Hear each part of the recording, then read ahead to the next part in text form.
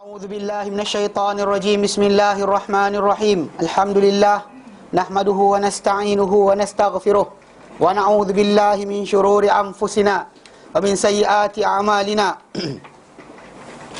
Man yahdihillahu fala mudilla lahu wa man yudlilhu fala hadiya lahu. Asyhadu an la ilaha illallah wa asyhadu anna Muhammadan abduhu wa rasuluh. Allahumma salli ala Muhammad wa ala ali Muhammad kama sallaita ala Ibrahim wa ala ali Ibrahim wa barik ala Muhammad wa ala ali Muhammad kama barakta ala Ibrahim wa ala ali Ibrahim fil alamin innaka Hamidum Majid. Rabbi shrah li sadri wa yassir li amri wa hlul 'uqdatam min lisani yafqahu qawli. Amma ba'd. Alhamdulillah, kita bersyukur kepada Allah Taala dapat lagi bersama-sama untuk kita teruskan kelas pengajian kita berkenaan dengan ringkasan Sahih Imam Muslim. Sudah lama tak ada buku, akhirnya ada, alhamdulillah. Kata alhamdulillah. Alhamdulillah. Ha? Nak tebal ke? Kan tebal kan banyak sangat nanti lari.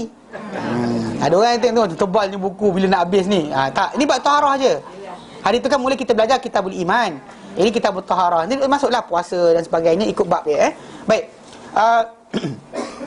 Hari tu terakhir kita ambil kita ambil pada muka surat yang ke-8. Hadis nombor 193. 8 tu 2 tau, Melayu ada, Arab ada. Yang Rumi pun dia pakai juga. Okey. 193 hadis 193. Kita dah baca 192 yang terakhir kita baca itu. Okey, berkenaan dengan siwak Yang datang hadis berkenaan dengan siwak.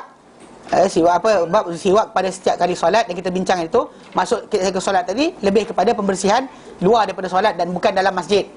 Bahkan seorang tu kena elakkan daripada menunaikan ibadat perbuatan bersiwak tadi pada masjid dalam masjid. Elakkan perbuatan bersiwak dalam masjid tadi, perbuatan menyucikan diri daripada kotoran. Tak patut buat depan orang ramai. Tapi zaman kita banyak orang buat depan orang ramai. Dia ingat benda tu sunnah. Kerana lafaz hadis Nabi inda kulli solatin. Tapi tak ada hadis pun yang kata Nabi SAW buat benda berkenaan ketika nak solat. Nak solat tu buat tak? Nabi tak buat depan orang ramai. Jadi sama macam cabut ulu ketiak lah. Tak buat depan orang ramai kan? Kan cabut ulu hidung ke. Ini pembersihan diri. Bersihkan mulut anda ya banyak kali, tapi bukan dengan cara yang macam tu. Okey, kemudian masalah bahan atau barang kita pakai, kita kata kalau sekiranya ada kayu arak, batang arak tu itu dah akar pokok tu, pakai. Kalau tak ada, pakai apa saja yang boleh. Kalau macam Melayu kita biasa pakai batang lalang, pakai batang lalang. Kan? Apa tu? Batang lalang. Ini Malaysia punya, kan? Jadi saya ajar kan cara dia kan? Tak ajar kan? Tak, siapa tak tahu tanya yang tahu. Okey. Kemudian kita bincangkan dan kita kata bahawa penjagaan ini adalah penting. Okey.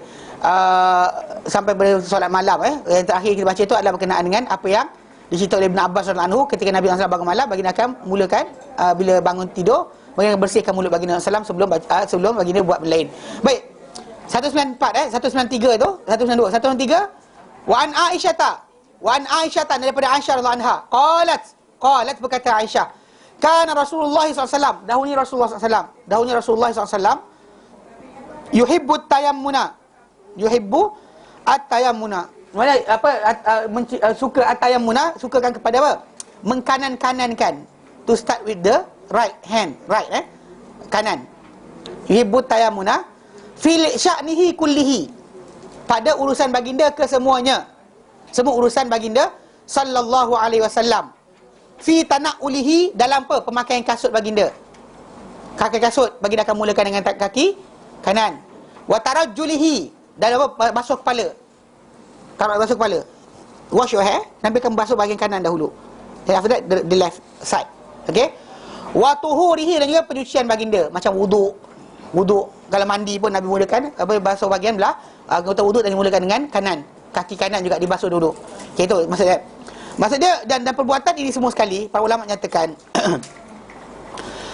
adalah bersempena keberkatan berkenaan dengan perkataan yamin, kata kanan tadi yang disandar kepada kebaikan. Macam disebut dalam surah Al-Waqiah ayat 57, Allah Taala nyatakan wa ashabul yamin ma ashabul yamin. Kan, bila disebut kenaan orang-orang masuk syurga nanti dikenali sebagai orang yang sebelah kanan. Okey, dan juga dalam surah Maryam, Waqiah 57, Maryam 52, dalam ayat 52 surah Maryam, Allah ceritakan berkenaan dengan bagaimana ketika mana dia menerima Musa alaihissalam wahyu dan dipanggil, diseru Musa alaihissalam.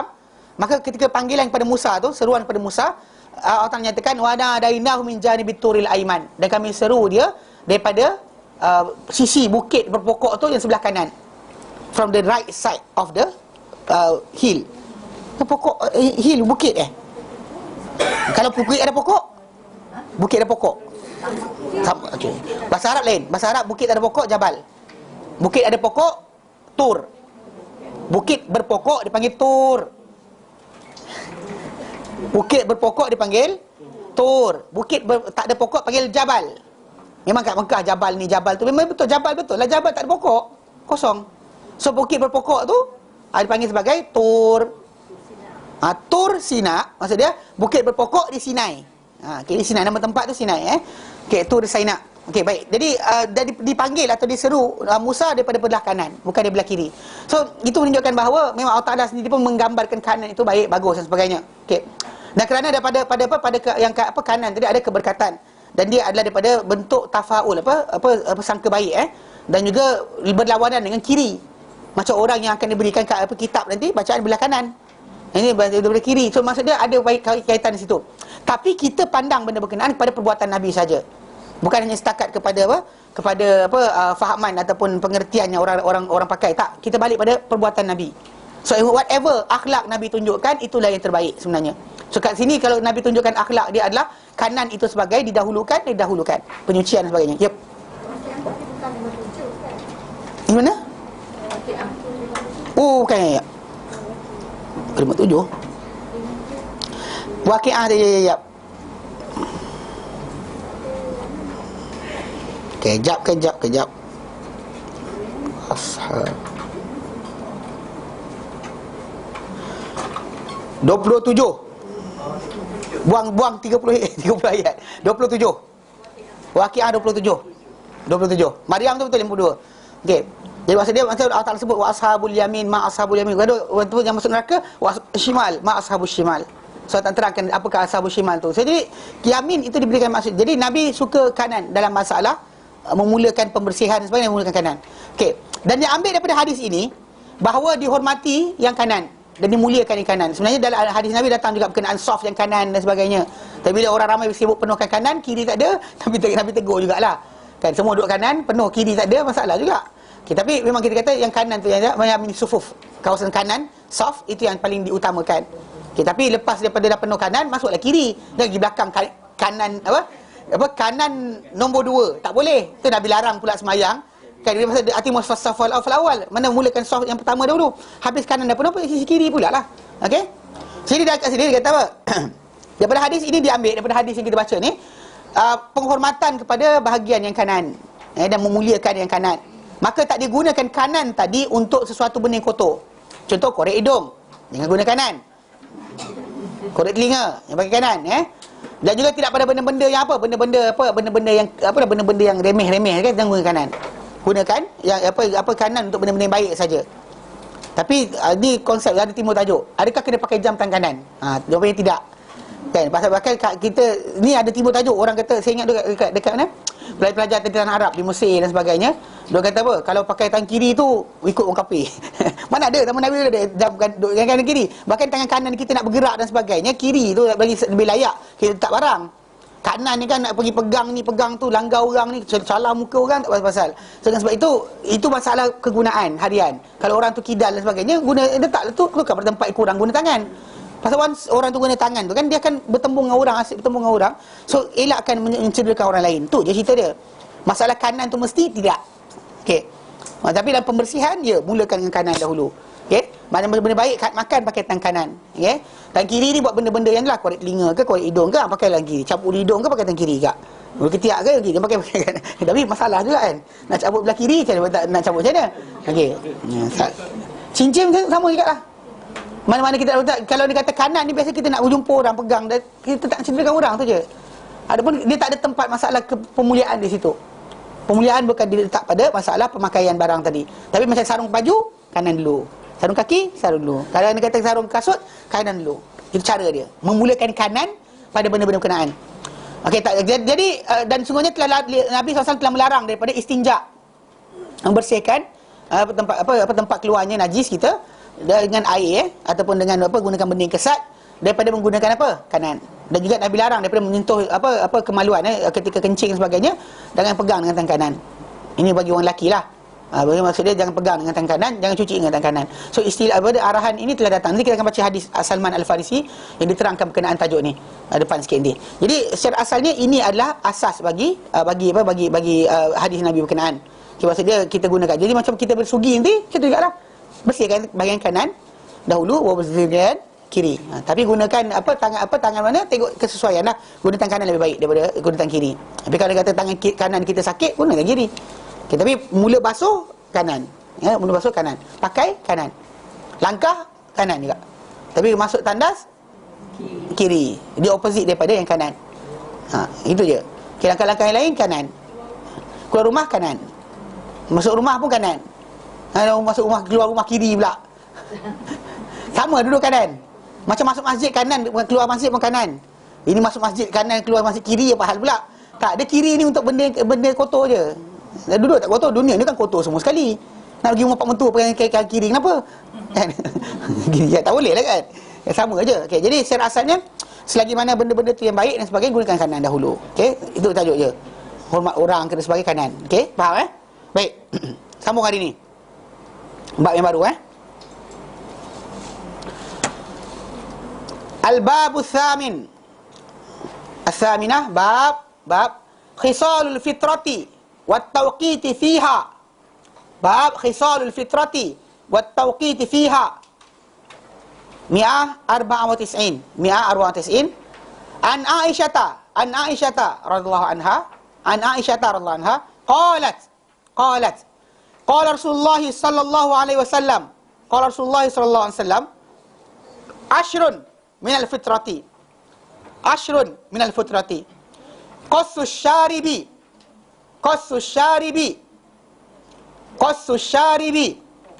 wa ifa'ul lihyati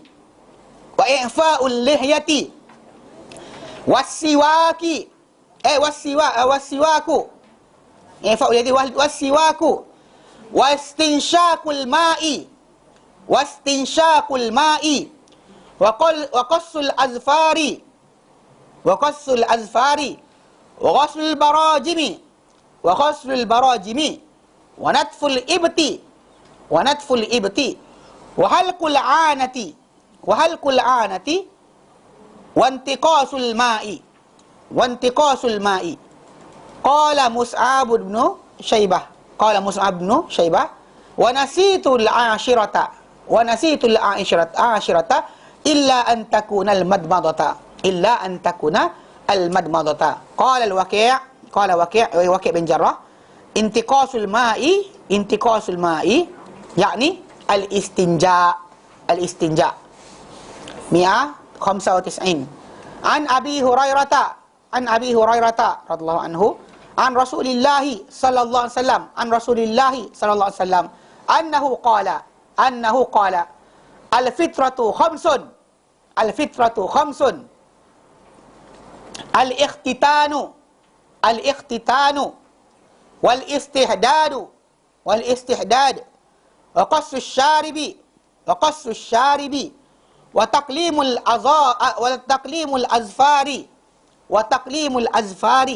wa natful ibti 196. An Ibn Umar radhiyallahu anhu qala Rasulullah sallallahu alaihi wasallam khaliful musyrikin ahfus syawariba wa awful liha 197. An Abi Hurairah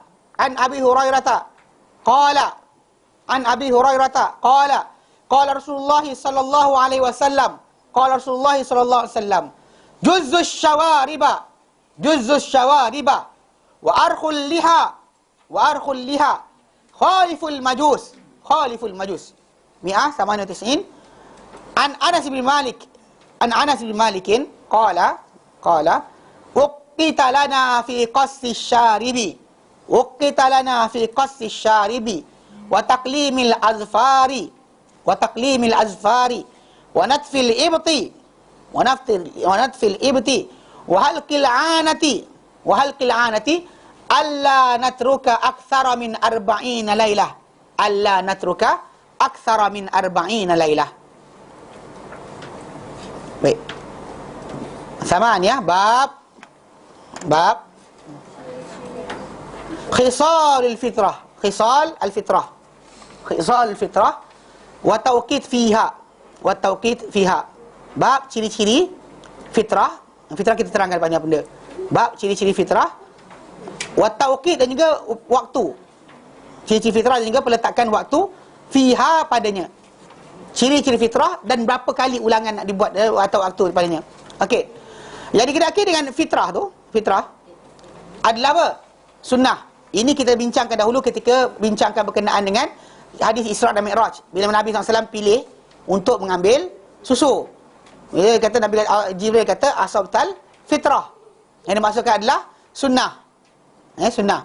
Itu yang betul, yang tepat, yang elok. Dan ni yang kita kata ciri-ciri ini dikatakan adalah apa yang diuji Allah Taala kepada Ibrahim alaihissalam. Maka memang kita kata dalam apa hadis yang datang berkenaan dengan Ibrahim alaihissalam, dialah orang pertama yang berkhatan.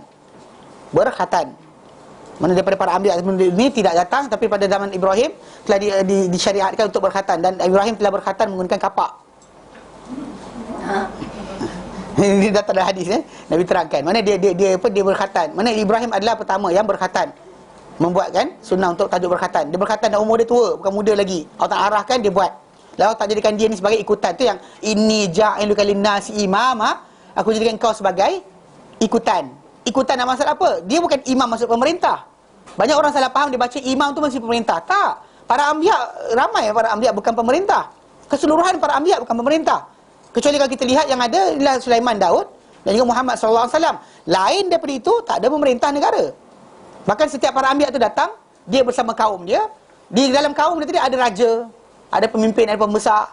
Macam Ibrahim berhadapan dengan pembesar, Nuh berhadapan dengan pembesar. Semua sekali berhadapan dengan pembesar masing-masing. Bukan datang dengan macam pengertian kita, macam orang Syiah contohnya, dia kata semua para anbiya ni imam. Imam ikutan.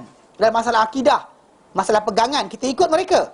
Cara macam mana walak dan barak yang dibuat oleh Ibrahim kepada kaum dia, yang Allah nyatakan dalam surah Mumtahanah. Allah nyatakan qad kana lakum uswatun hasanatun fi Ibrahim. Demi sungguhnya telah ada untuk kamu pada Ibrahim tauladan yang baik. Tauladan, mana tauladan? Mana ikutan para anbiya tadi pada tauladan mereka. Dan di sini yang para ulama menyatakan bahawa khisal fitrah tadi adalah benda yang Allah sebut dalam surah Al-Baqarah, inni ja'iluka linnasi imama. Ibrahim alaihissalam dia jadikan apa? Dia dapat apa menjadi ikutan pada semua bangsa. Sampai sekarang kita kata baik daripada agama.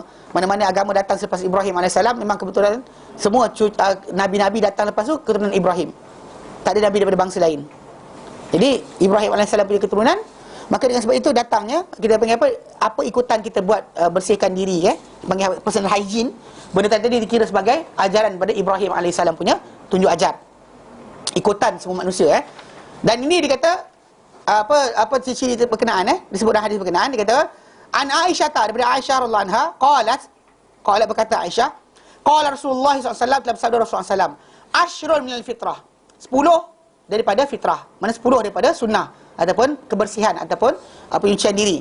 Yang mana ciri-ciri ini terhimpun bahawa dia menjaga untuk melihara ke atas keelokan rupa dan juga kebersihan. Elok rupa dan bersih. Ada kadang-kadang mungkin tak ada kaitan dengan apa? Dengan elok rupa. Dengan bersih. Ada elok rupa dan bersih, ada dua serentak sekali. Tapi normally macam misai panjang kan. Tutup sampai mulut sampai macam tu, macam penyapu duduk mulut kan. Kita kata orang tengok macam dia tak ada masalah, dia boleh basuh sentiasa basuh dia punya misai. Tapi dalam masa sama dia akan menyebabkan apa? Rupa dia pelik.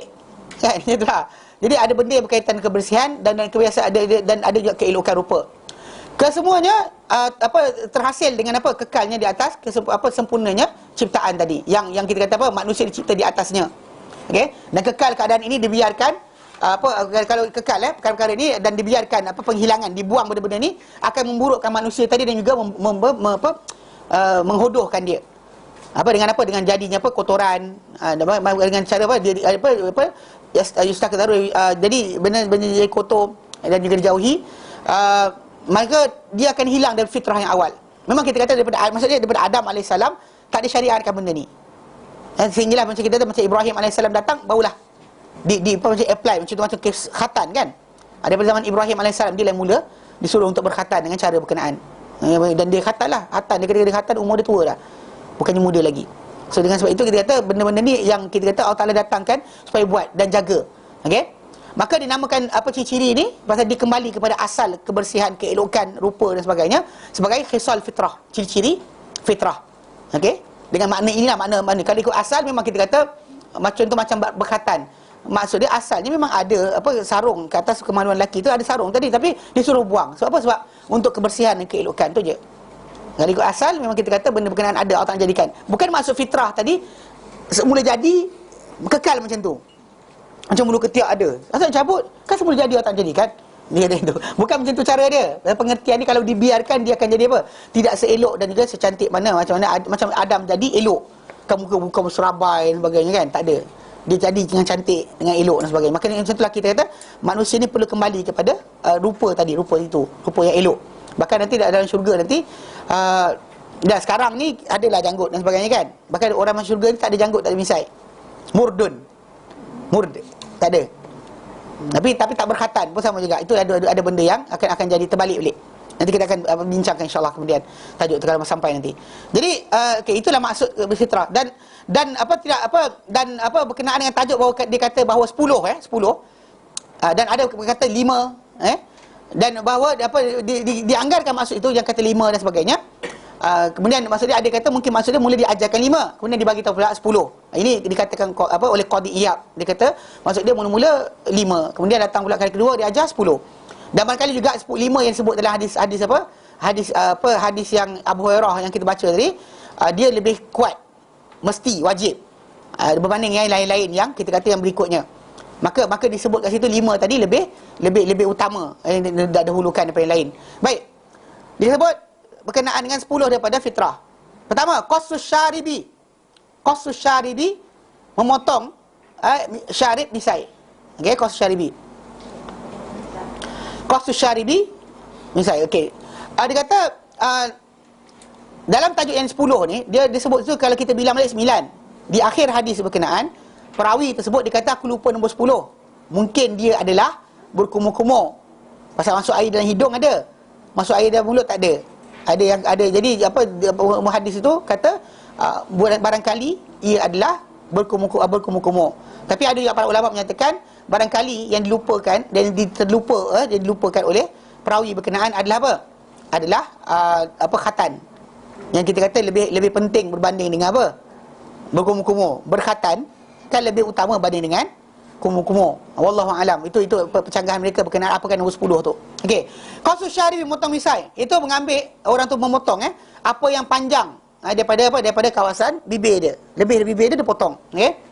Dengan tidak mengganggu ketika ke atas makanan, ketika dia makan lekat-lekat kat situ ada keju kemudian dan sebagainya dan tak terkumpul padanya kotoran. Yang saya ingat perasaan pada Indonesia ni tentera-tentera dunia ada dia macam kan misai tak apa, janggut jangan. Misai dan tentera polis dan sebagainya, misai tak apa, janggut jangan. Dia benda ni sebenarnya ada macam kontradik sebenarnya dengan sunnah. Dan bahkan sebenarnya dia punya misai dipakai sekian. Macam kalau di tanah Arab sini pun yang pakai misai ni sama ada golongan apa? Ba'si. Atau Ba'si. Revolusi Arab zaman Abdul Nasir dahulu kan. Ataupun golongan tu golongan Ishtiraki, golongan yang Russian punya sosialis, fahaman sosialis Rusia. Dari misai tak janggut. So di tanah Arab kalau nak kata orang tak janggut, tak baca hadis. Kalau baca hadis orang tak datang kelas dia. Serius. Dia betul serius. Bila orang tak beramal dengan sunnah Nabi, macam mana kita nak dengar daripada dia sunnah? How can dia interpret sunnah sedangkan dia tak amalkan benda tersebut? Macam bila Imam Bukhari atau ulama-ulama hadis dahulu, ada yang dia tak datang ambil hadis kerana orang tu tipu kuda pun ada. Panggil kuda, panggil itu, lepas tu kuda datang tak bagi makan. Dia datang nak ambil hadis, balik terus. Itu dalam konteks masalah kentong binatang. Okey. Apa lagi kalau dia kata apa? Apa Nabi arahkan tak buat? Alasan kenapa? Sebab nanti apa? Tak insaf tu masalah lain. Sekarang ada juga orang pakai janggut pakai trend. Itu salah. Yang dia punya janggut tadi lembut daripada rambut baby. Si ada minyak lagi jual, ada produk dia kata jual untuk lembutkan janggut. Macam-macam. Macam-macam zaman sekarang. Pelik-pelik saya tengok. Dia masalah kita buat bukan bertrend. Pasal ini kita baca arahan Nabi. So pasal memendekkan misai sebenarnya adalah arahan Nabi. So kalau orang tu panjangkan misai kan, panjang kan, kau nak garang kan, panglima berantai lah apa dan sebagainya, teruk je. Okey, memanglah kita kata di antara benda yang jadi hiasan lelaki ni itulah. Untuk kata orang tu lelaki ada misai ada janggut, tu lelaki. Kalau perempuan ada misai ada janggut, orang tak ada macam wah, wanitanya dia mana ada kan? Kan? Mana maksud dia kalau misai tebal kan macam lelaki. Orang ada macam kecacatan sebenarnya, cacat dari segi masalah hormon. Dari segi asal yang lain, kita kata untuk lelaki itulah hiasan yang tak nak bagi. Tak bagilah untuk make up, pipi dan sebagainya. Misai yang janggut anda tu adalah hiasan anda. Tapi bila misai disuruh tapi tak suruh buang semua. Suruh apa? Trim. Supaya tak kumpul di situ kotoran. Dan pendekkan dia sama ada ihfa, mana trim ataupun potong ataupun apa pendekkan. Okey? Dan pada misai tadi dia ada potongan yang kita sebut tadi. Ni ada lafaz datang tadi jazzu. Ada ihfa. Bukan aufu, ihfa ihfa maksud dia potong trim juga. Maksud yang sama. Maksud potong. Okey? Dan bukanlah dengan cara di sisi para ulama seperti Imam Malik dan sekumpulan daripada para ulama, bukan maksud dia potong sampai habis. Sampai hilang langsung, sampai tak ada nampak apa. Bukan juga bukan juga. Dia macam itu tahu protokol ke? Mungkin protokol kot. Office kena Kenapa tak boleh soalan? Ada punya hilang. Kalau ada misal janggut, dia punya productivity hilang. Tak boleh Ustaz. Sebab kalau dia kata perempuan tak pakai tudung masak boleh je, jatuh rambut dalam tu. Dia sebab apa? Dia tak nampak tak kemas. Kemas macam mana?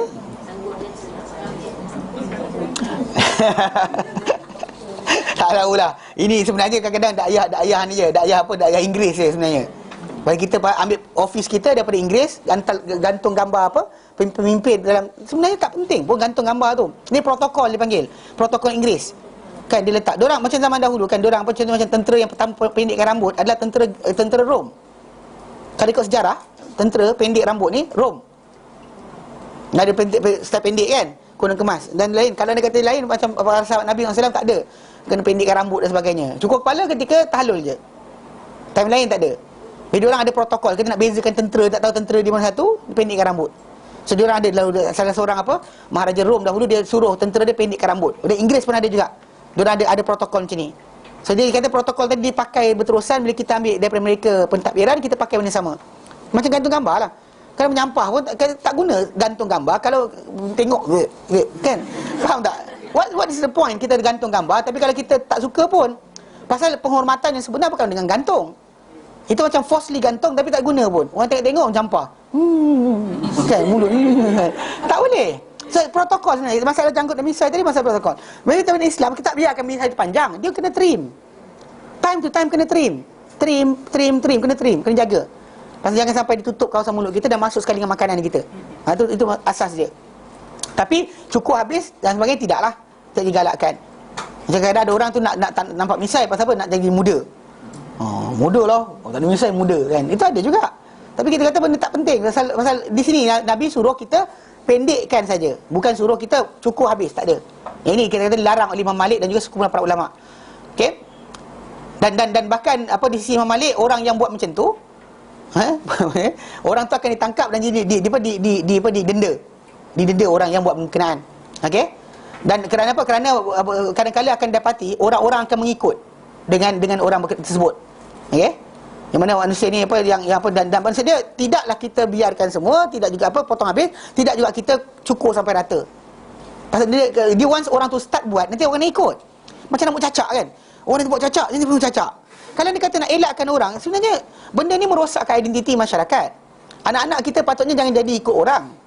Kan ikut cacak, nak rambut cacak, beli gel cacak rambut. Lepas tu nanti kan penyek rambut pula. Kan ikut artis. Tak ada kerja lain ke?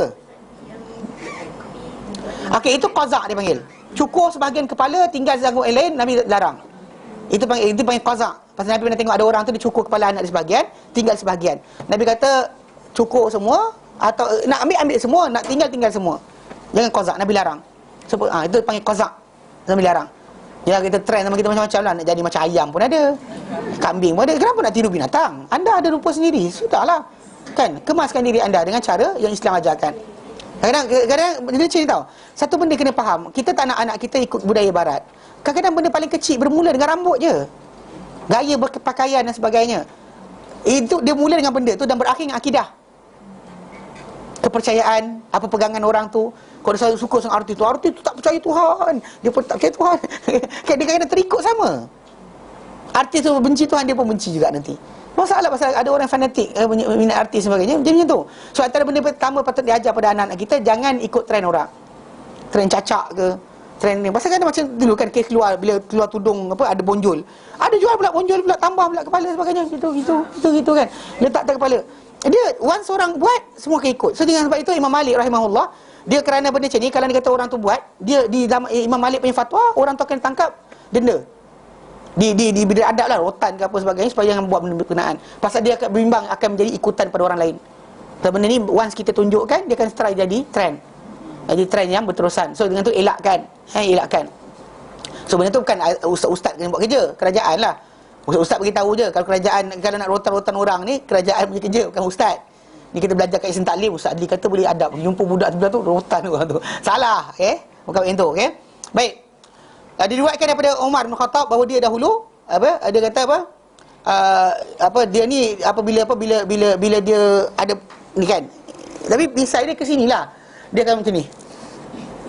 Dia pintal Umar kan. Ini taklah dia ni. Okey.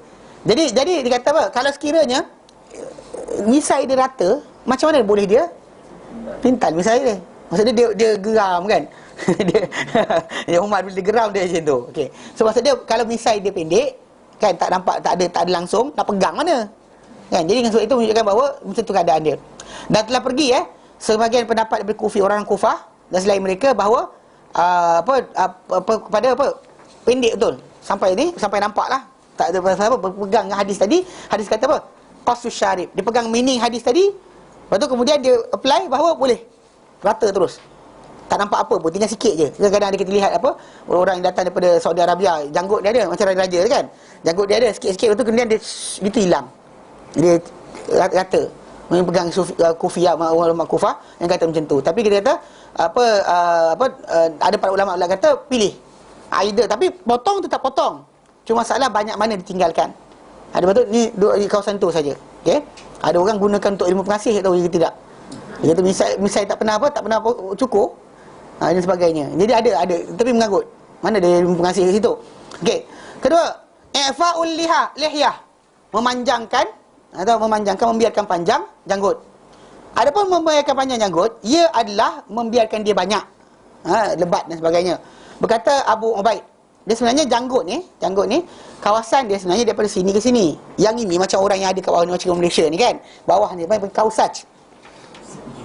Kan? Macam orang bahasa Inggeris dia beard dengan goti. Betul ke tidak saya cakap ni? Ke diorang istilah baru? Memang pakai Dia kata macam ni goti. Macam ni goti. Ni kan sikit je. Ni goti dia panggil. Kawasan ni bawah ni goti. Kalau dia kata ada sampai sini panggil beard. So the original yang Nabi sebutkan adalah beard lah. Kiri kanan tu sekali keluar janggut berkenaan. Biarkan panjang. Okey. Dan itu maksud janggut. Maksud asal dia. Kalau dia kata yang bila nampak orang tu tak ada janggut, tak ada misai, panggil amrad. Alif hamzah mim radal, amrad. Murd mim radal. Kalau dia kata ini syarib, ini lihiyah. Kalau ini saja istilah kausaj. Kaf waw sin jim, kausaj. Istilah dia. Tapi dari asalnya itulah. Tapi kalau ada banyak mana, biarkan panjang lah. Biarkan panjang janggut berkenaan. Okey. Maksud dia kata apa? Ya, saya. Janggut di bawah saja ke atau sampai sini? Ni janggut. Tu. Tak ada macam mana? Kawan saya ada seorang. Dia ambil, dia sanggup cari darah kelawar lah. Apa lagi? Ambil kayu manis tu tumbuk nak bagi tumbuh.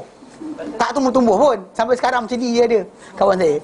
Kan? Dapat banyak mana, itulah hak habuan masing-masing. Dia ada orang dapat macam ni lah. Ada rambut kerenteng nak lurus. Yang lurus nak kerenteng. Yang hitam nak merah. Oren pun. Ni halal ustaz. Halal barang ni halal. Dia kata Jakim halalkan. Kau gatal sapu kat kepala kenapa? Kan? Halal ni. Bahan dia tak ada yang kotor dan sebagainya. Dia sibuk sapu, merahkan rambut. Kenapa? Rambut tu hitam nak merah. Yang orang yang rambut merah nak hitam. Tak pernah lah orang ni nak redha. Cuba belajar redha. Kan? Itu masalah jugalah. Tapi masalah tadi macam ni kan. Yang orang tak dapat, yang orang tu nak macam ni. Yang kita nak macam tu. Yang tak ada nak, ada orang tak ada. Tak keluar-keluar. Selai-dulai je. Habun masing-masing lah. Ni memang tak ada ni. Kalau ada biarkan. Tak ada. Okey. Jadi memang ada manusia manusia tak ada. Jadi tapi bila ada tu dia biarkan. Jadi ada kata apa? Berkata Abu Baik, dikatakan bila afa tu maksud dia afa syai', bila orang tu dia membiarkan ni, menginfakkan satu benda, dia kasra wa zada, bertambah dan banyak maksud dia. Maksud dia infak, bila dia berkata infakkan mana banyakkan, lebatkan kata. Okey? Dan apa bila orang tu dia sebut afa tu syar dan sebagainya, maksud dia dia tak cukur kepala, dia biarkan rambut dia banyak. Itu maksud dia sebagai infak. Maka tak cabut dan sebagainya, tak cabut, tak potong, tak cukur. Okey? Dan juga tak potong kebanyakan daripadanya. Kalau potong pun sikit-sikit je. Itu dipanggil sebagai infak. Biarkan banyak, tidak cukur, tidak cukur, tidak cabut, dan juga tidak juga apa? Potong kecuali sikit-sikit je untuk trim je. Lain tak ada. Itu dipanggil sebagai infak. Okey? Adapun macam adapun mengambil memotong-motong mana yang kan ada janggut tu betul kena ada lari sini. Mana apa potong yang tambahan tadi. Okey, maka benda tadi boleh juga dibenarkan benda kalau diburukkan menyebabkan kepada orang nampak pandang janggut dia berserabut. Maka elakkan. Jadikan benda tu benda normal saja. Jadikan janggut kita normal.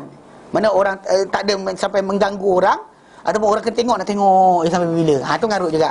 Dia jadi biasa je. Okey? Maka maksud dia kat situ, maka eloklah dia jaga-jaga janggut dia jangan sampai berterabur, berserabai dan sebagainya. Pasal tidak menjadi ni. Dan dahulunya Ibn Umar mengambil pemotong lebih daripada apa? Ni. Dia genggam, apa lebih daripada satu genggaman dia akan potong. Ibn Umar radhiyallahu anhu. Jadi sebab kenapa para ulama menyatakan boleh untuk orang tu memotong daripada janggut dia dengan kadar banyak tu. Okey, adapun berkenaan dengan tajuk potong cukur janggut janggut ni memang sebenarnya empat mazhab haramkan cukur janggut. Bila arahan Nabi telah datang, auful liha, maka siapa-siapa ada suami, cakap ada suami, biar janggut simpan. Dengar sini. Walaupun anda tak suka, ni Nabi suruh. Jadi empat mazhab kata haram. Okey, tak boleh. Potong sampai nampak kulit, potong pendek sampai nampak kulit, makruh haram, makruh tahrim. Makruh bawa pada haram. Cukur rata haram. Haram langsung. Empat mazhab kata haram. Cukur rata haram. Okey. Mazhab Abu Hanifah potong pun haram. Ni potong je. Kalau Abu Hanifah potong pun dah haram. Jadi kes yang kata dulu kawan saya seorang dia belajar dekat Pakistan. Jadi dia ambil kuliah hadis.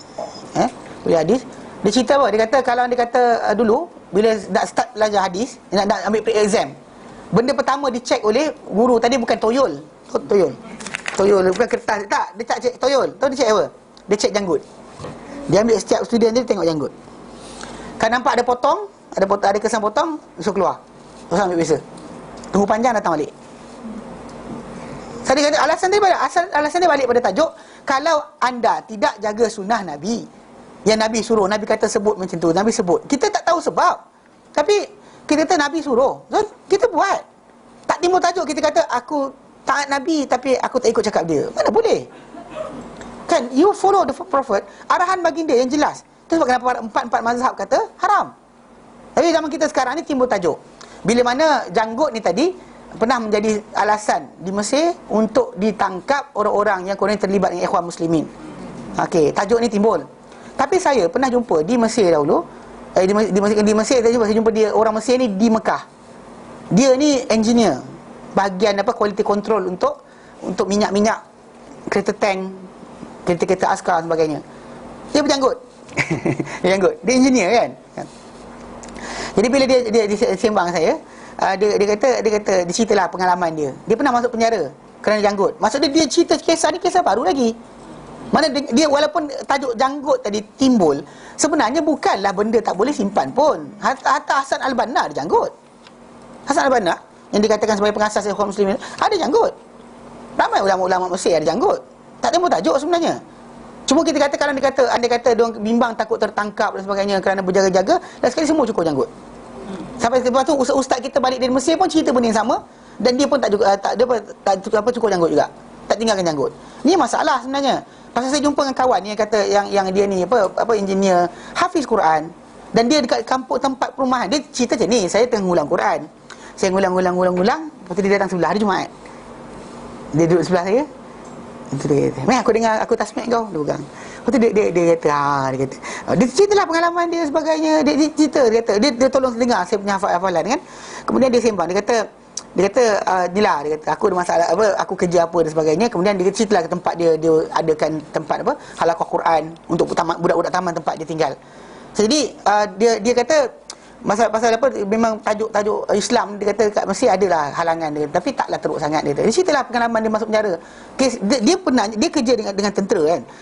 Cek minyak kualiti minyak untuk apa, untuk kereta kebal sebagainya.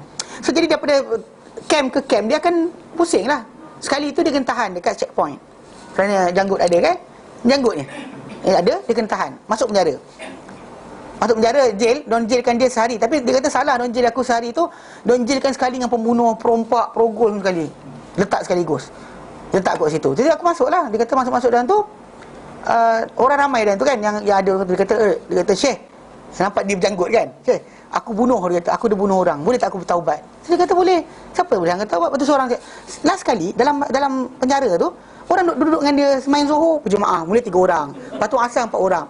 Subuh besok, the whole orang dalam jail tu semua lepak dengan dia dengan tazkirah. Tinggal 4 orang sebelah. Lepas tu warden datang, mana mana Pak? Dia kata Syekh keluar. Dia kata kacau baduan aku, dia kata. Banduan tu jadi nak dengar agama dia orang rasa salah. Cerita saya kena saya gelak lah. Cerita dia kata memang ada gangguan, tapi tak jadi alasan untuk tidak boleh pakai.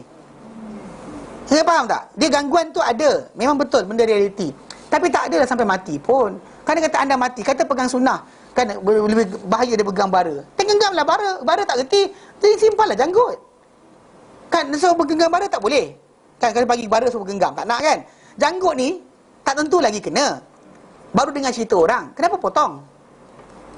Macam fikir masalah kita nak kerja kan dan sebagainya, ada pejabat kerajaan. Bukan semua mesti saya tengok apa, ada PA kepada kedutaan Malaysia kat Yaman tu kan. Janggut banyak je, tak ada masalah pun. Penuh janggut. Bini dia suruh dia cukur, tak nak. Sekali saya ajar kes tajuk berkenaan dengan janggut dan sebagainya. Lepas tu dia ketawa, dengar tu, sunnah. Lepas tu bini dia angkat tangan. Tapi Ustaz, Imam Masjid Negara tak ada janggut.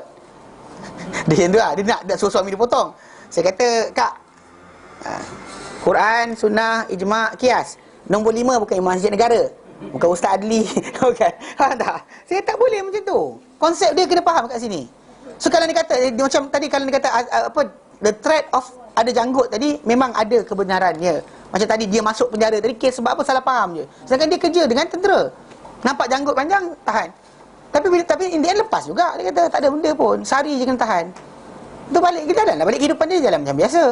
Memang ada threat contoh macam kelas hafalan Quran tu diorang suruh tutup dan sebagainya, ada. Betul. Tapi dia kata biasalah. Apa yang kalau tak ada cabaran kan, benda tu orang mudahkan, kita jadi malas. Bila orang sekat, kita jadi rajin, dia kata. So relax, dia kata. Dia memang bagus. Dia kata di situ lah, dia kata memang dekat tempat tinggal dia dulu, dia kata memang ada orang yang baca Quran 8 rakaat tu 8 juzuk. 1 rakaat 1 juzuk, tapi boleh buat dengan orang hafal Quran je, dia kata. Budak ni disebut nama lah sekian dekat tempat aku macam ni. A good guy. Ada janggut dan tak ada masalah pun. Tak ada macam kalau ada janggut, tak boleh hidup. Engineer lagi, elok je. Macam kita di Mesir banyak je syekh-syekh dia yang janggut. Tak timbul tajuk untuk kita cukur botak kemudian sarilah sekian. Mana ada. Kan the threat is there. Tapi bukannya semua orang kena. So kalau kena tu nasib masing-masing lah. Tapi untuk tinggalkan sunnah Nabi hanya kerana ancaman orang cerita, apa nilai kita? Kata nak berjuang perang berjihad fisabilillah, janggut pun tak boleh jaga, macam mana? Contoh kan, takut hilang rezeki, takut orang tak nak terima kerja, takut bos tak naikkan pangkat. Idea mana? Dan sama sekali tidak ada alasan bahawa janggut tu disimpan kerana zaman Nabi tak ada jilat. Not ever. Ini masalah bila berlaku. Orang jahil bercakap, dia kata zaman Nabi tu sibuk berperang, sibuk sekian, tak sempat cukur. Mana ada? Diorang cukur kepala pakai cukur kepala, tahu tak? Tajam lagi pisau dia pakai pedang itu cukur kepala. Tahu tak? Gitu kan. Tahu tak? Macam Nabi SAW ketika apa Hudaibiyah dan sebagainya. Memang benda tadi Nabi SAW ketika mana nak apa? Kita panggil apa? Nak bertahallul Nabi cukur. The word halaqa. Halaqa dalam bahasa Arab ada meaning that cukur, to shave. Halaqa, he shaved. Apa masalah dia memang wujud. So diorang tahu cukur tu apa. Bukan tiba datang zaman Nabi tak ada jilet, maka tak boleh cukur. Memang tak ada. Benda Nabi arahkan. Ni arahan, bukan dengan sifat orang cerita. Ni beza Ada benda sifat orang cerita, macam jubah, serban. Diceritakan Nabi pakai macam mana pakaian Nabi. Tetapi tak ada kata Nabi kata pakailah serban, pakailah jubah. Tak ada. Semua datang hadis maudhu' atau dhaif. Tak ada yang sahih. Jadi tapi orang saya perasan tengok kadang jubah, Allah pak cik tu, jubah cantik gila. Serban sekian, janggut tak ada. Peliklah. Macam mana pula sunnah Nabi? Nabi arahkan tak buat. Yang Nabi dengar cerita orang kata Nabi buat, dibuat. Dengan kata orang kata, entah ya entah tidak, ada yang tu dia sibuk kejar. Kadang dia orang ada sekarang yang letak gambar Nabi yang muka licin-licin tu kan. So dengan dan Syekh bin Bas yang janggut ni kan semua janggut macam tu kan. So dia orang compare macam mana yang lagi sejuk hati lah tengok. Betul tak? Mesti dia tengok yang janggut tu. Tak tahu orang tak belajar agama, tak tahulah. Kalau orang biasa tengok artis mungkin suka yang licin. Kan yang licin kan. Tengok artis semua licin, Brad Pitt licin. So dia pilih yang dia pilih yang licin. Janggutlah licin. Itu masalah. Itu idea kita. Tapi Nabi SAW arahkan janggut itu simpan. Itu arahan Nabi. So kalau kita makin, itu kenapa saya kata di Yaman, kalau orang tu tak ada janggut, ada misai je, orang anggap dia ishtiraki, sosialis atau ba'si Arabi. Takkan bercakap tajuk agama mengajar kat masjid. Takkan orang terima ajar mengajar. Tak ada datang-datang mengajar je, orang lari. Orang kata, janggut. Pasal ini tanda awal. Tu yang Nabi kata, ni kita akan baca hujung nanti berkenaan dengan tajuk janggut ni. Okey, jadi maksud dia disuruh supaya ni. Tapi potong, trim, jaga, bersih, kemas, yes, tak ada masalah. Bahkan benda tadi di perbuatan Ibn Umar, memotong sampai genggaman dia, satu genggaman dia boleh potong lebih. Maka itu menunjukkan bahawa mengenai trim ataupun jaga janggut tadi sampai terkeluar-keluar sebagainya, ya, digalakkan. Bahkan di minyak, dia letakkan pelebat ke ubat dan sebagainya supaya elok. Jangan biarkan busuk pula. Baru cuci janggut busuk, tak boleh. Kan? Tak basuh-basuh kan, tak senonoh panggil. Mari simpan dan jaga. Simpan dan jaga. Kerana baginda SAW dalam kehidupan baginda ni wangi dan juga bersih, bukan busuk dan juga serabai. Ya, ustaz-ustaz kat Yayasan Taklim ni tuan-tuan tengok pelik-pelik tu biasalah. Tapi Nabi sendiri bukannya busuk dan juga sekian. Macam ada orang dia ingat, dia salah faham, dia kata kena kotorkan diri barulah kita dekat dengan Tuhan. Salah. Zuhud bukan cara macam tu. Zuhud bukan maksud Nabi busuk. Zuhud dan busuk tak sama. Anda zuhud tapi busuk, itu bukan sunnah Nabi. Malaikat pun lari. Belah mana malaikat nak doakan doa kita? Nak dekat-dekat je. Allahu Akbar. Malaikat lari. Pasal Nabi kata dalam hadis yang Nabi kata, malaikat terganggu dengan apa yang manusia terganggu dengannya. So dalam saf kan, kalau sebelah tu bau, saya dah dapat. Macam mana? Nak buat macam mana takkan lari. Dan perempuan pun ada ke? Lelaki lah biasa. Memang ada. Saya tengok orang yang jenis pakai berdarwish, pakai jubah hijau sebagainya kan. Duduk sebelah dia bau kambing straight. Serius. Sampai sekarang saya teringat. Duduk sebelah orang kata bau kambing kan. Betul bau kambing.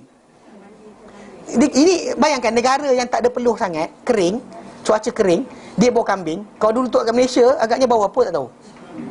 Ini kalau dia duduk dekat negara kering, Yaman kering, anda tak mandi seminggu pun tak bau. Pasal baju kering. Baju ni boleh cycle untuk 2 minggu. Pakai salin tu terbalik takkan bau.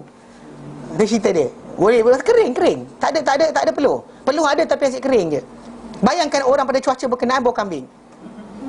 Agak kalau letak kat Malaysia bau apa tak tahu. Tapi dia ingatkan itu zuhud. Zuhud bukan busuk.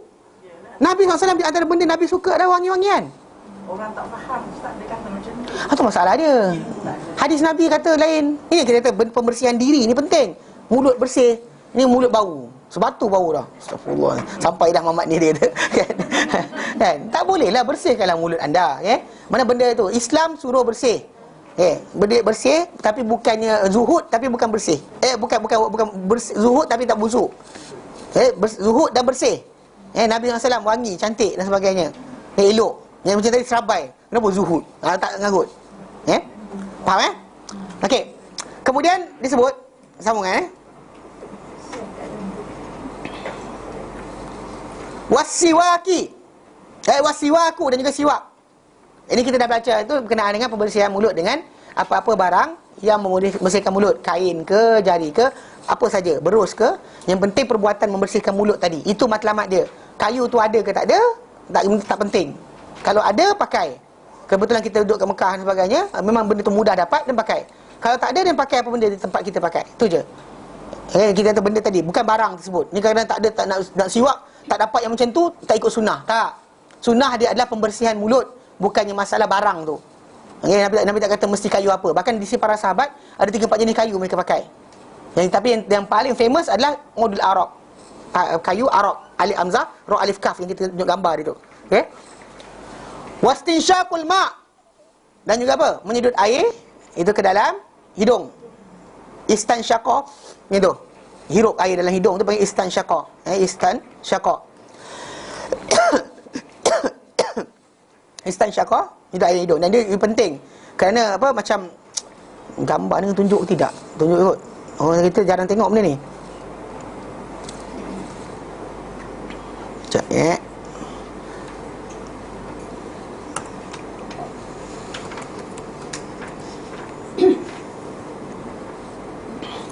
Dia contoh sini. Gambar mana. Okey. Macam ni. Dia tengok gambar ni. Dia kawasan yang saya sebut tu kan, ada air pocket tu, kawasan sini kan. Nampak kan? Perempuan gambar lelaki lah. Okey ni. Kita tengok gambar ni. Show the image, view the image. Okey tak. Dia kawasan ni atas ni.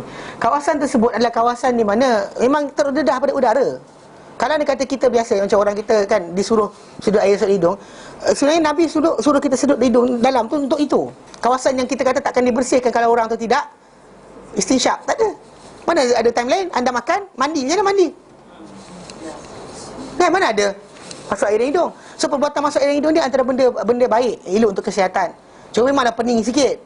Mula kena tu, macam nak pecah kepala. Tapi tak mati pun. Nobody die because of sedut air masuk hidung. Orang masuk air dan hidung lemas pasal tak boleh bernafas dah. Jadi ni boleh bernafas kat mulut lagi. Jadi orang tersebut takkan ni lah. Jadi benda tu kena jaga. Kawasan-kawasan berkenaan kena jaga. Jadi itu kawasan yang bila kita sedut air tu, dan bahkan hingus. Kan biasa kita hingus kan? Kat mana datang? Kita punya bantang pernafasan kita daripada bawah ke atas. Duduk mana pun? Duduk situ lah. Situ lah duduk dia. Belakang ni, bawah ni. Kawasan ni lah yang ada kahak tadi kan, simpan situ. Pasal apa? Dia pasal ada infection, jadi dia nak sekat daripada benda berkenaan masuk terkena pada daging atau kulit dia tolak. So itu cara dia buang. Jadi kita memang patut buat sedut air hidung dalam untuk bersih kawasan berkenaan. Tu istinsyak mak. Memanglah sakit, tapi nak baik tak nak? Mana keluar telan sekali air tu. Dia gitu, embus boleh, embus masuk dalam separuh. Tapi itu maksudnya tak keluar, tak sedut habis tu. Kalau sedut air banyak sedut air kan, sedut air dalam. Itu istinsyak. Ni yang kita kata benda ni fitrah. Pasal anda bayangkan orang tinggal padang pasir dan sebagainya, pasir yang masuk. Kita ni macam-macam asap ada. Macam-macam asap, habuk kereta, habuk sekian. So jadi untuk orang yang ada seorang orang saya kenal dekat Serambut. Dia cerita pakcik ni mula dia kata ketika dia muda tu hampir-hampir dia kena ni bersedung lah. Lepas tu dia start ada orang nasihatkan dia, so dia buat. Sampai dalam lah. Sampai in the end benda tu hilang. Sampai sekarang dia kata tak ada pernah masalah pernafasan dia. So sesiapa yang ada masalah pernafasan, ini benda ni benda baik untuk dibuat. Kalau tidak macam nak bersih kawasan ni. Ni. Kawasan ni nak bersih macam mana ni kawasan ni? Air pocket ni. Tu kadang-kadang orang kata keluar ulat tu, situlah duduk ulat berkenaan. Situlah duduk je. Kotor sangat dan tak pernah buang. Kita sedut sampai masuk dalam mana? Kita tak tahu macam mana kita sedut je dia kena masuk. Lepas tu bila kita buang dia akan keluar. Kita sedut air tu dia akan memenuhi kawasan tadi. Tu kita pedih sikit. Tapi bila pedih lepas tu kita buang balik. Lendir tu sebagainya. Ya. Kalau kita sering buat, dia taklah kotor sangat. Buat sebulan sekali memanglah kotor. Saya pernah dengar Ustaz Azhar itu cakap kalau nak bagi tak sakit kita tarik nafas dalam sampai tinggal balance sikit tu baru kita sedut air tu. Jadi kita tarik nafas dulu baru kita sedut supaya dia tak masuk dalam. Kalau tak masuk dalam macam mana? Apa guna dia? Masuk sampai sakit. Masa dia masuk sikit. Tak payahlah ni Karut. Sakit ke tidak tu bukan tajuk dia. Ikut orang. Tak, benda tu pembiasaan. Macam orang biasa tak biasa mandi laut. Masuk mata dalam air, pedih gila mengelupur. Lepas tu lama-lama apa jadi? Biasalah, dia pembiasaan sebenarnya. Adakah anda biasakan diri anda atau tidak? Tu je. Kalau biasakan diri, dia akan bersih lah. Faham tak? Ni kita bagi tahu tempat tu memang lain daripada tu. Siapa pernah beli spray doktor? Nasal spray. Dia bukannya duduk kat dengan celah tu aja, dia masuk sampai ke dalam. Dia tekan kawan tu gitu kepala kejap. Kan? Baby ke apa, kita sendiri pun kalau ada nasal spray tu kan, yang ada gambar dolphin apa tak. Nak try pakai benda tu. Kalau orang ada masalah hidung, dok takkan bagi benda tu. Untuk apa? Memang untuk sampai ke dalam, nak bersihkan. So what's the point kalau kita sedut tak sampai? Tu Nabi kata dalam hadis lain, Nabi kata apa? Wa baligh fil istinsyaqi illa an takuna sha'ima. Dan bersungguh-sungguhlah ketika kamu sedut, kecuali kamu apa? Berpuasa. Except you are fasting, dan sedut dalam. Lafaz tadi Nabi datang itu. Tak larat, tak apa, tak ada masalah. Ini terpulang pada diri masing-masing. Ini macam orang cabut bulu ketiak lah. Nak semua bersih atau nak tinggal 3-4 helai. Terpulang. Nak bersih, ada cara dia. Tak nak buat semua sekali pun ada cara dia juga. Kan? Ini cara masing-masing. So kadang kata orang tak nak buat semua sekali, dan terpulang lah. Tapi secara asalnya dia ada kaedah dia. Ya. Ustaz tunjuklah macam mana nak buat tu. Dia macam tu. Macam dia rasa masing-masing. Saya tak, ada orang tak sakit. Ada orang dah buat lama. Keluarkan sebelah kiri pula Mana pula? Gitu, kita ambil gitu, kita sedut, lepas tu kita tembus. Sudah tangan kiri, masuk tangan kanan. Pula. Macam mana nak buat tu? Masuk tangan kanan. Masuk tangan kanan. Itu benda tu detail sangat. Nabi tak pernah tunjukkan macam tu. Itu detail. Oh, gunakan kanan waktu keluar kiri. Kenapa? Kotor. Tak ada lah. Mengarut tu. Nak pakai mana pun tak ada masalah. Yang penting sedut tu. Masalah tangan mana-mana serupa. Kalau tak sedut kat situ je, tangan 10 pun dia pakai tak guna. Pakai mangkuk pun, letak mangkuk pun tak ada benda. Faham tak? Tahu tak sedut lah. Dia masalah sedut tadi. Yang penting sedut tu. Sedut tu masa ambil wuduk. Yep. Sing water masa mulut itu. Tak ada dua riwayat. Ada riwayat berasingan, mulut-mulut, hidung-hidung. Ada riwayat the same tangan tadi. Ada macam tu. So mana yang kita mudah? Ada orang macam Ustaz Yunus, dia pandai. Dia begitu. Saya tak erti. Saya tak erti. Tak terlatih. Pasal ada yang Nabi ambil dari satu tu, dua-dua sekali. Ada yang Nabi ambil asing-asing. Madmadah kemudian wasan syaqa. Dua tangan boleh? Tak kisahlah dua tangan ke sebelah tangan. Banyak sangat lah air tu kalau dua tangan. Gila banyak tu. Ambil satu tangan dah lah. Ambil dua tangan kan. Kan lemas nanti masuk otak air. Ada tangan kecil sikit. Tangan kecil, hidung kecil. Sama je. Ada dah pula. Macam-macam. Okey. So jadi kawasan berkenaan dia panggil istinsyak. So perbuatan itu dipanggil sebagai apa? Fitrah. So anda patut bersihkan. Pasal kalau kita tak bersihkan, kawasan tu siapa nak bersihkan? Soalan mudah, siapa nak bersihkan? Anda nampak ada kawasan air pocket tadi, atas ni. Siapa nak masuk tangan yang tu? Anda korek sampai sini tau. Korek hidung, paling-paling orang boleh 2 inci. Apa? Sampai 1,5 inci. Ujung ni kan, belakang tu ada apa tak tahu. So anda sedut air tu untuk bersih kawasan tu. Tembus balik, itu kebersihan. Ini semua hygiene. Macam ada orang lah, masa cabut bulu ketiak takut sakit dan sebagainya. So macam Imam Syafi'i, dia tak teragat, dia cabut. So dia kata apa? Aku cukur, aku tak tahan. Dia kata tak tahan sakit, cabut. So maksud dia, apa yang kita tahan itu je. Tapi dari segi konsep masa hidup, kawasan tu kalau tak dibersihkan, siapa nak bersihkan? Ini kita kata ajaran Nabi kita sebut 10 perkara fitrah.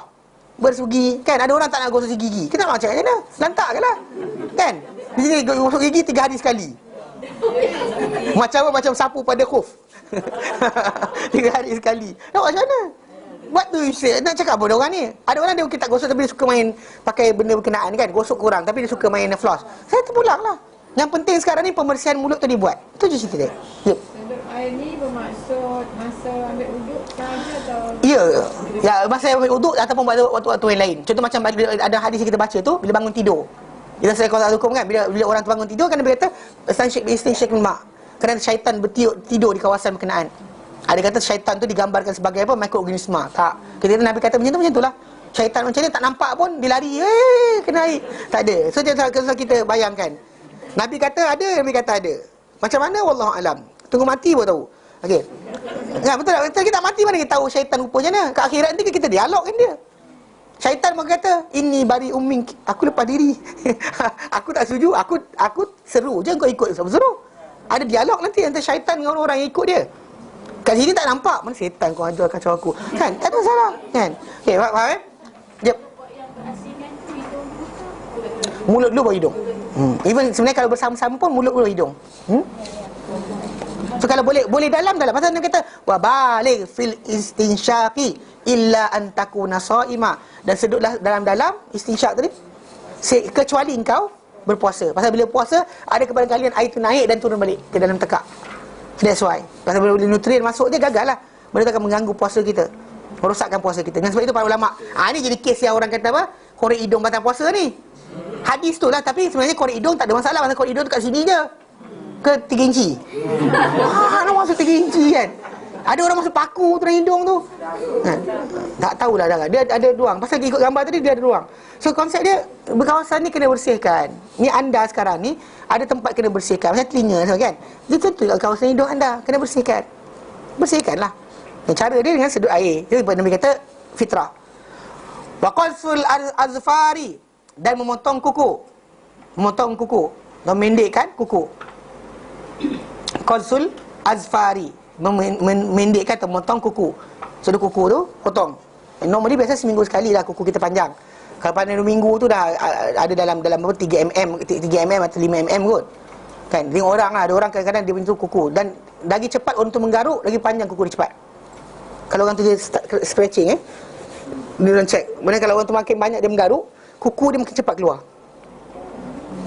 Makin kurang, makin sekian. Itulah korek hidung punya. Dia kalau dia kata macam simpan kuku ni untuk simpan. Yang simpan tajam kau nak cakar orang ke. Kan, ada orang kata untuk pertahanan diri ke. Mana ada. Anda bukan jumpa orang setiap hari nak cakar-cakar. Beli spray ni je, spray tu. Spray apa, paper spray tu dah. Atau elektriknya gitu kan. Beli yang tu okey. Cakar orang kan. Gigit dia orang tangan apa tahu. Okay, cakap kan, kuku tu jangan simpan. Kalau orang bukan Islam, Cina biasa saya nampak suka simpan kuku kelengking. Itu tu korek hidung. Kan, lepas tu kan kita hantar telefon kat dia. Dia pun betul kan. Nak buka telefon kita, dia korek dengan kuku dia. Wassalamu. Lepas tu kita pun letak hello. Salah sikit lah. Itu kena jaga sikit. So, dia gunakan untuk korek hidung tu. No. Biasa kan budak-budak kat kuku simpan ini atau ini. Orang Cina dia ada idea macam tu. Feng Shui apa benda tak? Feng Shui untung apa tak kaya-kaya pun. Kan, dia dadah agak. Okey. Jadi ceritanya tak. Jadi kuku tu tak elok. Jangan simpan kan. Walau satu. Walau satu jari sekalipun. Jangan kita simpan. Nabi suruh jangan potong. Ini fitrah. Maksud dia sekarang ni benda ni galak ke jangan kita buat. Yang bertentangan daripada arahan Nabi. So kalau kita buat juga atas alasan apa? Nak tanya juga kenapa atas alasan apa? Mana cantiknya? Yang pelik kan ada perempuan terikut dengan sistem barat kan pakai kuku panjang dan sebagainya. Lepas tu patah kuku air. Nak kan? Nak buat kerja tak boleh, tak senonoh ke? Tak lain ke? Kan banyak benda tak boleh buat. Nak pegang anak takut tercucuk anak. Kan? Nak pegang anak macam mana? Nak pegang baby tu. Tercucuk. Let's kata pegang anak. Kan bagi maid pegang anak. Pasal apa? Kuku air jaga kuku air. Kan? Tosah dengan itu. Hari tertentu tidaklah ada. Tapi biasanya dikaitkan dengan Jumaat. Sebab hari Jumaat tu kita bercantik-cantik berhias diri untuk datang ke masjid. So, jadi hari digalakkan pada hari berkenaan lah. Sebelum pergi masjid tadi kita bercantikkan diri kita. Antara termasuk dah benda-benda tadi. Lain tak ada. Tak ada untuk tentukan malam apa. Orang Melayu kita dulu ada masalah. Potong kuku malam tak boleh. Sebenarnya tak boleh sebab zaman dahulu tak ada lampu. Kemudian tak ada ketik kuku. Orang pakai apa? Pisau. Macam tu lah. Dia potong kuku macam ni. Seret macam tu. Pakai pisau tu gitu. Gitu. So jadi kalau kita potong tangan kan masalah pula. Jadi dengan sebab tu awal-awal lagi dia beritahu yang buat. Tu je. Tak ada sebab nanti potong kuku malam nanti hantu kuku datang. Mulai kita ada hantu. Semua hantu for everything. Jangan cakap aku ni hantu paku datang. Budak-budak kecil kita kata aku, jangan kata aku. Kan mak bapak tak nak bagi anak kata aku, kata apa? Kau cakap ni hantu paku datang. Benda tah ngarut. Sapu malam-malam. Jangan sapu malam-malam nanti rezeki apa? Benda tah. Ini miskin? Iyalah, kadang-kadang sapu tengah malam takut duit terkeluar. Tu je, sapu keluar duit. Sapu duit tak nampak kan? Tu cerita dia. Okey. Kadang orang nak tidur kan. Pergi ke sebarkan debu tu kenapa? Kerja lain. Okey. Yep. Cara tu tadi macam ni, cara berkenaan dengan tadi tu mula tangan kanan. Yang kes timbul tajuk kenapa yang mula tangan kanan, sebab kan Nabi suka menyucikan diri dengan tangan kanan. Kemudian dalam tangan kita, dia jari paling mulia adalah jari mana? Tasyahud. Itu la ilaha illallah. So mula dengan itu. Kemudian dia situ ke kanan, dia terus itu yang jadi cerita kenapa ada aturan tersebut. Yang bukan Nabi arahkan. Tetapi contoh macam disebut Imam Nawawi rahimahullah, disebut para ulama yang nyatakan dia kata yang itu terbaik berdasar pada idea mereka, berdasar sebab kanan didahulukan sebelum kiri.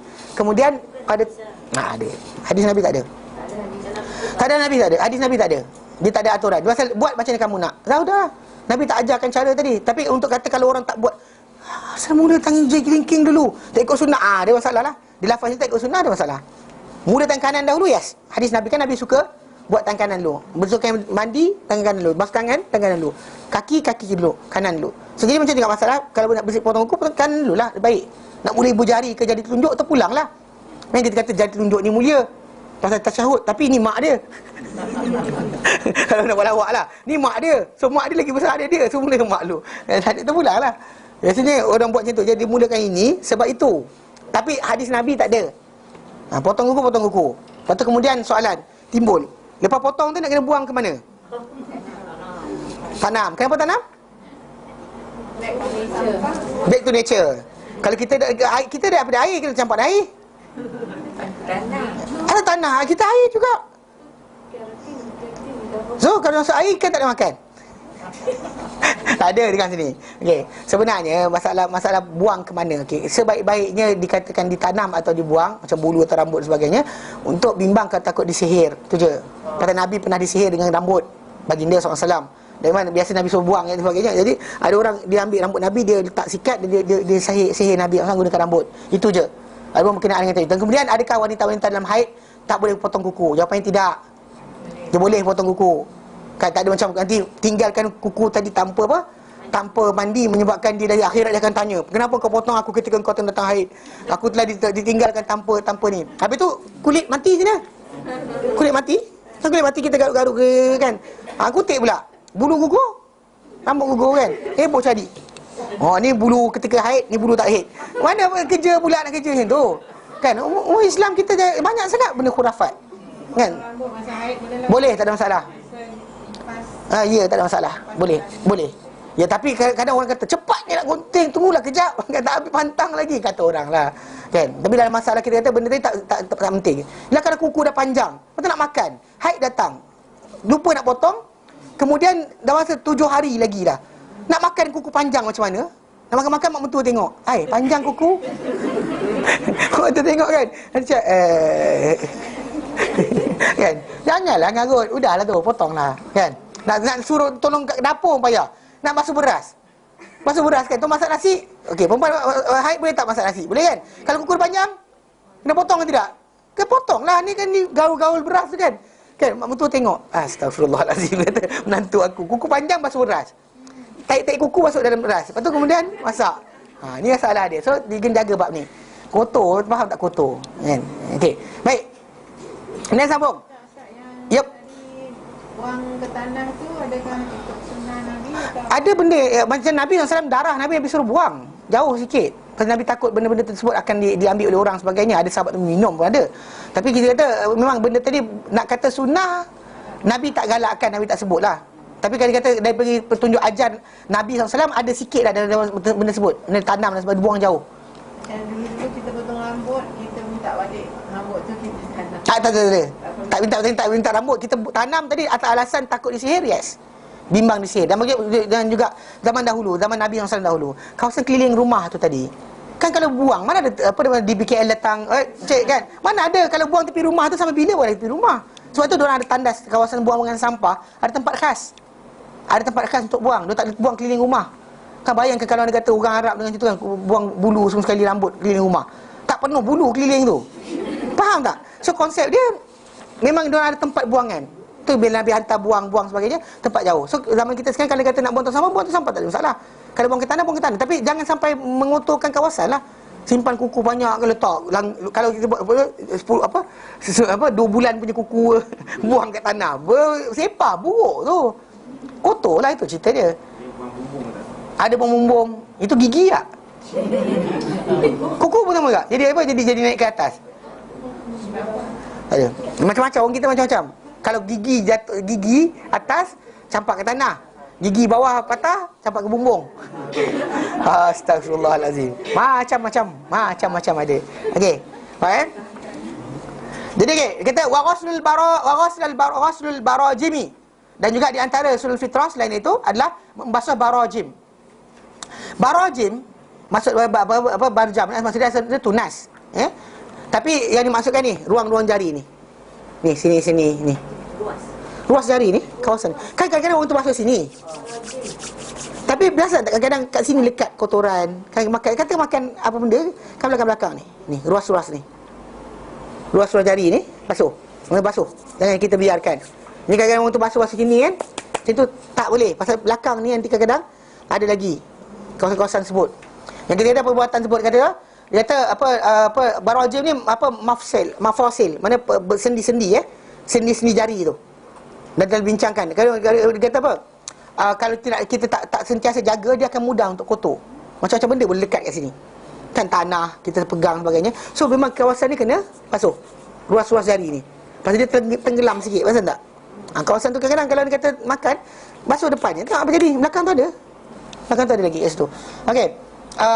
Dia kata dan mudah untuk cepat kotor untuk kotor. Dan itu kita kata yang disebut. Okey. Kemudian dia kata wanatful ibti, dan mencabut ketiak, bulu ketiak. Ibtun ketiak. Natful ibti dia cabut bulu ketiak. Cabut. Yang kita kata benda ni patut dijadikan sebagai amalan.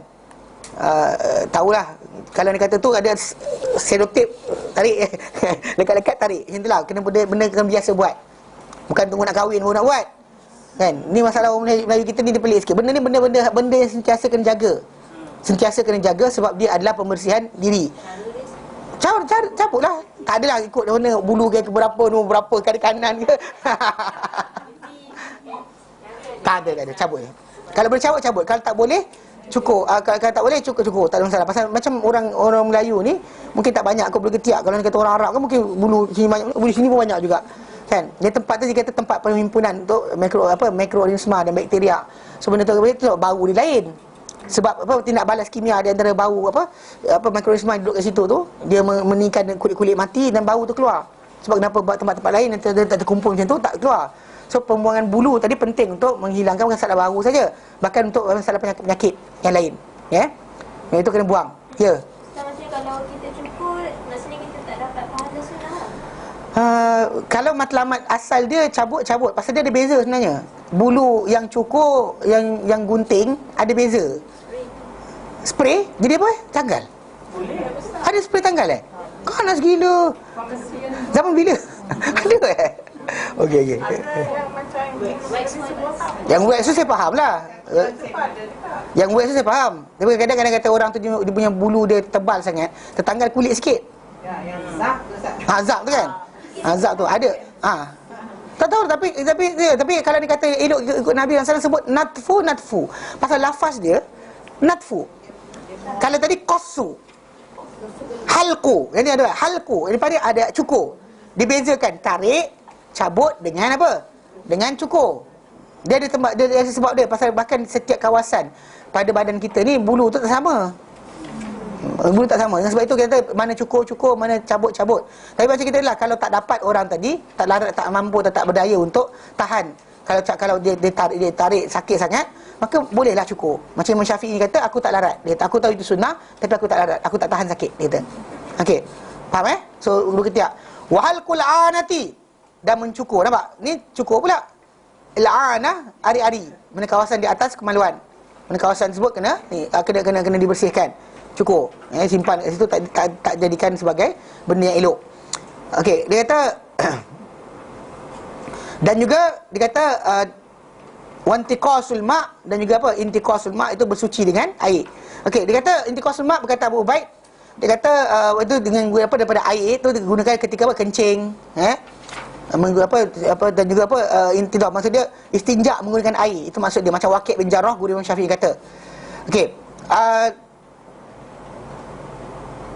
dalam tajuk berkenaan dengan cabut bulu ketiak dan cukur bulu kemaluan, cukur bulu kemaluan tu, dia kata dekat sini di para ulama meletakkan dia dalam kepada orang yang mudah untuk perkara tersebut. Mudah. Dia tak susah sangat. Okey. Kerana macam tadi kan kata berkenaan dengan tajuk apa? Tajuk kalau cukur tak dapat pahala sunnah ke sebagainya. Kerana dia kata perbuatan contoh macam ada orang tu dia kata apa, mencukur bulu ketiak, mencabut bulu dia terbalikkan pun benda tak mengapa. Kalau pasal dua-dua terhasil dengannya pembersihan. Hilangkan terus. Dia masalah juga, hilangkan terus, ada tak masalah lain, kesan lain, contoh macam kesan seperti apa, side effect macam peluh punya ruang ada masalah tak? Kalau dia kata ada benda tu, kena jagalah. Kalau kita kata, kalau dia kata tak ada efek, tak apa. Kalau ada efek, jangan buat. Treatment boleh buat kalau tak ada efek. Itu je, tak ada efek. Tapi namun begitu ada masalah juga. Bila orang tu perapian diri ni tadi menjadikan dia ingat, dia remind himself or herself, dan dia sentiasa kena baiki diri. Dia macam gambaran juga bahawa kita berdosa kena sentiasa bertaubat. Kalau dia kata orang tu dah straight gitu, lepas tu dia ingat tak ada dosa dah. dia ada macam ada idea, tak ada apa, dia tak cek diri dia. Benda-benda akan menyebabkan tajuk masalah juga kat situ. Kerana kita kata benda tu akan mengajarkan dia jadi macam kurang prihatin terhadap kebersihan diri pun ada juga. Masa dia kata dalam kepala dia, aku dah buat treatment, apa dia salah nak tengok lagi. Sedangkan benda tersebut adalah tempat-tempat kita kata yang kadang-kadang menghasilkan apa, tempat terkumpulnya mikroorganisma dan bakteria yang dia kena jaga-jaga juga. Pasal tempat tu kan kita kata macam ketiak kan, orang tak ada bulu sangat pun tetap akan bau. Betul tak? Jadi kita kata pasal Allah Ta'ala jadikan kawasan badan kita ni ada benda-benda yang berlainan. Tempat lain keluar cecair lain. Itu benda yang Allah Ta'ala jadikan. So jadi kalau menggunakan treatment tak ada bulu langsung dan sebagainya, kalau tak ada efek, ya. Kalau ada efek, jangan. Dan sebaik-baiknya kalau kita tak usah buat macam tu. Cuma mungkin ada orang tanya macam perempuan buang bulu kaki, pakai treatment dan sebagainya. Kalau benda berkenaan tak ada efek, buatlah. Kita tidak kata pasal benda tadi untuk wanita, benda tadi adalah benda yang tidak apa cantik. Kan tapi nak tarik bulu pun kata sakit, kata dia orang kan. Kata dia orang. Saya tak buat, saya tahu. Kata dia orang, okey. Jadi dia kata kerana apa? Kerana terhasil dengannya dengan cabut atau terbalik cabut bulu kemaluan, kemudian apa, cukur bulu ketiak, terhasil dengannya pembersihan. Okey. Dan ada juga dikatakan tak boleh untuk bulu kemaluan kecuali cukur. Kerana apa? Mencabut dia tadi akan membawa kepada istirqa, keadaan tadi macam luka dan sebagainya. Akan buat bahkan kawasan tersebut kecabut, dia akan buka ruang untuk masuknya bakteria ke dalam kulit tu dengan mudah. Sebab itu kita kata tak digalakkan untuk cabut, kerana benda tu membawa kepada penyakit yang lain. Kalau dia kata cukur, tak apa. Cukur tu kita kata luaran saja kan. Kalau dicabut dia dah mula lukakan kawasan berkenaan. Sedangkan kita tahu bahawa kawasan tersebut banyak berlakunya air kencing dan sebagainya, keluar kotoran akan sentiasa dari situ. So, sebab itu kita kata dielakkan. Jelas? Baik, berhenti sini. Ada soalan? Okey, tak ada kita berhenti sini, insya-Allah sambung kemudian. Wallahu a'lam. Mana-mana yang lepas kita belajar dulu dalam buku tu, sila revise balik. Okey, wallahu a'lam wa sallallahu ala sayyidina Muhammad. Assalamualaikum warahmatullahi wabarakatuh.